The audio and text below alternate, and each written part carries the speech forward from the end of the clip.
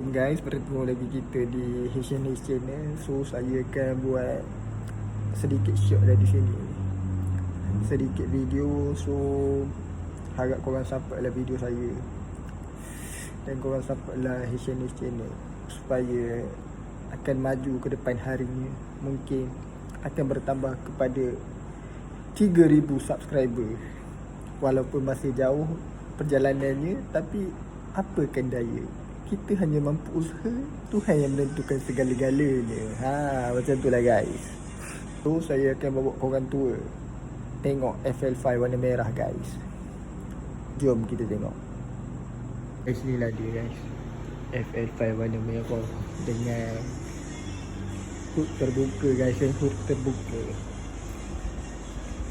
Okay, kita belanja.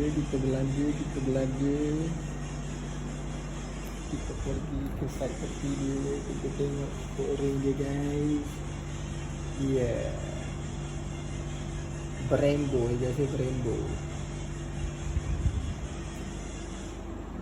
Dia hadir dengan side mirror carbon guys.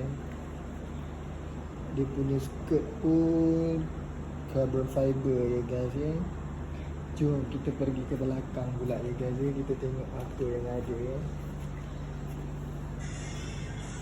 Kita tengok ni guys ya. Spoiler carbon ya guys ya. Spoiler carbon.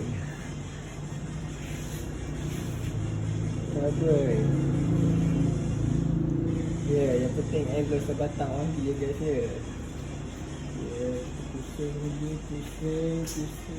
sampai ke depan. Begitulah guys. Stiker dia, Speed Hunter, Endless dan Ever.